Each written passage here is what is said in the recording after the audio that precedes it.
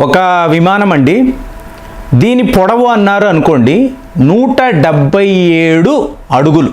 దీని రెక్కలు మాత్రము 182 అడుగుల పొడవు, అలాగే 43 అడుగుల ఎత్తు. అంటే ఒక రాకాసి యుద్ధ విమానం. ఇది ఎక్కడ ఉంటుంది అంటే రష్యాలో. దీన్నే వాళ్ళు వైట్ స్వాన్ అంటారు. ఇప్పుడు స్వాన్ అంటే హంస కదా, అంటే మనకు తెలిసిన హంస ఎప్పుడు తెల్లగానే ఉంటుంది, కానీ ప్రపంచంలో ఎన్నో రకాలుగా ఎన్నో రంగులలో హంసలు ఉన్నట్టుగా చెప్తారు. సో మీకు ఎవరికైనా దీనికి సంబంధించిన ఇన్ఫర్మేషన్ ఉంటే కామెంట్స్లో పెట్టండి. మనకు తెలిసిన హంస ఎప్పుడు తెల్లగా ఉంటుంది, మరి దీన్ని వీళ్ళు వైట్ స్వాన్ అని చెప్తున్నారు. ఇంకా మీకు యుద్ధ భాషలో చెప్పాలి అంటే TU-160 అంటారు. ఈ పేరు వింటేనే ఎన్నో అగ్రరాజ్యాలలో దడ. అంటే రష్యాలో ఉండే TU-160 ఎంత పెద్దగా ఉంటుంది అంటే దాని ముందు ఫైటర్ జెట్స్ అంతా చిన్నగా. ఇప్పుడు మన దగ్గర ద మోస్ట్ అడ్వాన్స్డ్ రఫేల్ని అంటాం.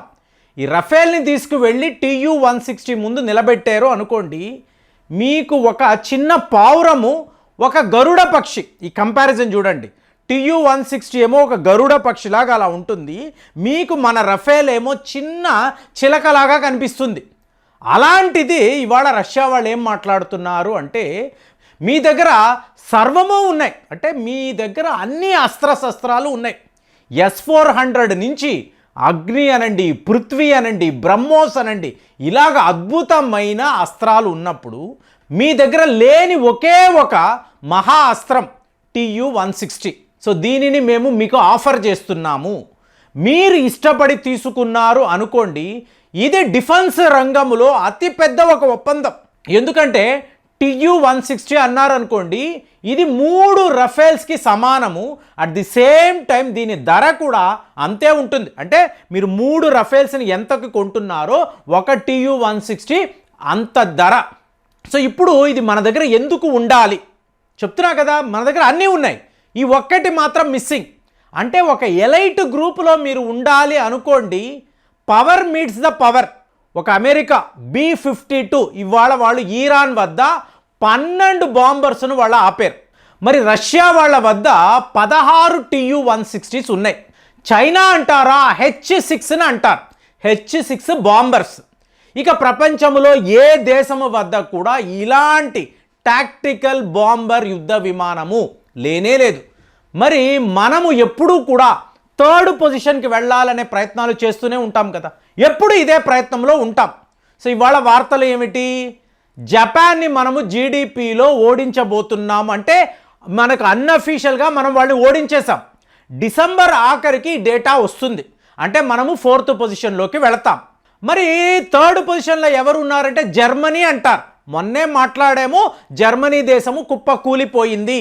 వాళ్ళ GDP అనేది ఎక్కడా కూడా భారత్కి దరిదాపుల్లో, జర్మనీ అనండి జపాన్ అనండి, వీళ్ళు మన దరిదాపుల్లో కూడా లేరు.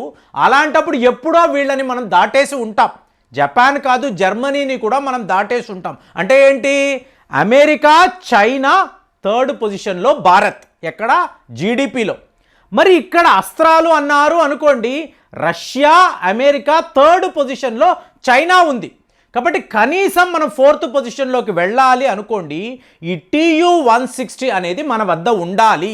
ఇది ఉండడం వల్ల ఏంటి చూడండి, ఇది చైనాకు ఎంత బ్యాడ్ న్యూస్ అంటే, రష్యా వాళ్ళు ఈ ఆఫర్ మనకి ఇస్తున్నారు అంటే ఇది ఒక టాక్టికల్ న్యూక్లియర్ ఫైటర్ జెట్ అండి. అంటే మీకు ఈ విమానములో అణు అస్త్రాలను మీరు క్యారీ చేయొచ్చు. మీకు 40,000 అడుగుల్లో మీకు అది ఎగురుతూ ఉంటుంది, ఎవ్వరికి తెలియదు. ఒక స్టెల్త్ టెక్నాలజీ. మెల్లమెల్లగా మీకు శత్రుదేశంలోకి వెళ్ళి అక్కడ వీళ్ళు అణు అస్త్రాలను వాడారు అనుకోండి, మీకు ఎలాంటి ఒక విధ్వంసం ఉంటుంది అంటే భయపడతారు. ఇవాళ భారత్లో TU-160 ఉంది అంటే పాకిస్తాన్ లాంటి దేశాలు వణుకుతారు. ఇది ఎందుకు చెప్తున్నారంటే చైనా వాడు ఇదే మాట్లాడుతున్నాడు, నా దగ్గర H-6 లాంటి బాంబర్స్ ఉన్నాయి, నేను ఇవాళ J-35A అనబడే 5th జనరేషన్ స్టెల్త్ విమానము పాకిస్తాన్ వాళ్ళకి కూడా ఇవ్వబోతున్నాను. భారత్ రఫేల్ అంటుంది కదా, తేజస్ అంటుంది కదా, ఇంకా మీరు తేజస్ని సిద్ధము చేయలేదు. అమెరికా వాళ్ళు ఇంకా కూడా మీకు GE-404 అనబడే ఇంజిన్ ఇవ్వడం లేదు. ఇంతలోనే మేము పాకిస్తాన్కి J-35 5th జనరేషన్ మీకు ఫైటర్ జెట్స్ ఇవ్వబోతున్నాము, ఇప్పుడు మీరు ఏం చేస్తారు అని వాళ్ళు మళ్ళీ ప్రశ్నిస్తున్నారు. సో దీనికి ఆన్సర్ ఏమిటి? రష్యా వాళ్ళు చెప్తున్న ఆన్సర్, చైనాలో ఏ ఒక నగరాన్ని కూడా మీరు టార్గెట్ చేసి ఈ TU-160తో వెళ్ళి, అంటే మీకు ఏకంగా 11,000 కిలోమీటర్లు అట్ ఏ టైం ఇది ప్రయాణించగలదండి. ఎక్కడా దీనికి రీఫ్యూయలింగ్ సదుపాయం అక్కర్లేదు. డైరెక్ట్గా అంటే అంతంత పెద్ద ఫ్యూయల్ ట్యాంకర్స్ ఉంటాయి. మీకు లోపల టాక్టికల్ న్యూక్లియర్ వెపన్స్ను మీరు మోహరించవచ్చు, క్రూజ్ మిజైల్స్ను పెట్టుకోవచ్చు. ప్రపంచంలో దీనికి మించిన ఇంత పెద్ద ఫైటర్ జెట్ ఎవరి వద్ద ఉండదు. TU-160 ముందు అమెరికా వాళ్ళ B-52 కూడా నిలబడదు. అంత అడ్వాన్స్డ్ టెక్నాలజీ. అలాంటి దాన్ని వీళ్ళు భారత్కి ఇస్తాము అని చెప్తున్నారు. మీరు యాక్సెప్ట్ చేయండి అంటే, ఒకప్పుడు మన నేవల్ ఫోర్స్కి ఇలాంటి ఒక ఆఫర్ రష్యా వాళ్ళు ఇచ్చారు. కానీ అప్పుడు ఏంటంటే లీజ్ రేట్స్ అనేవి చాలా ఎక్కువ. మోరోవర్ లీజింగ్కి తీసుకోవాల్సిన అవసరం ఏమిటని మనం ఆఫర్ని పక్కన పెట్టాం. కానీ ఇవాళ వీళ్ళు లీజ్ కాదండి, మీరు కొనుక్కోండి. ఒక సందర్భంలో ఎలాగైతే S-400 మీకు ఇస్తున్నామో, ఇచ్చి మీ దేశంలోనే తయారు చేయండి అని అంటున్నామో, ఇలాగ TU-160 technology highest in the world అండి. మీకు ప్రపంచంలో దీనికి తిరుగే ఉండదు. ఇలాంటి ఒక యుద్ధ విమానాన్ని ఎవరు ఎప్పుడు చూసి ఉండరు. అలాంటి దాన్ని భారత్కి ఇవ్వడమే కాదు, టెక్నాలజీ ట్రాన్స్ఫర్ కూడా మేము చెయ్యగలము. ఎందుకు అంటే మీ ద్వారా దీనికి సంబంధించిన వ్యాపారం, అంటే ఇలాంటి విమానాన్ని కొనే సత్తా ప్రపంచంలో ఏ దేశం వద్ద ఉండదండి. ఇవాళ మనము ఆ పని చెయ్యగలము. కానీ ఒక UK అనండి, ఫ్రాన్స్ అనండి, జర్మనీ, వీళ్ళ ఎవరి దగ్గర కూడా ఇలాంటి టాక్టికల్ న్యూక్లియర్ వెపన్ అనేది లేనే లేదు. స్ట్రాటజికల్గా మీరు దీన్ని వాడవచ్చు. పాకిస్తాన్ లాంటి చిన్న దేశము వాళ్ళు ఏమైనా తోక ఆడిస్తే జస్ట్ మీ బాంబర్ని చూపిస్తే చాలు, వాళ్ళు భయపడతారు. ఇక చైనా యొక్క H-6 చాలా గొప్పదని చెప్తున్నారు తప్ప ఎక్కడ ఇవాళ వరకు వాళ్ళు ప్రూవ్ చేయలేదు.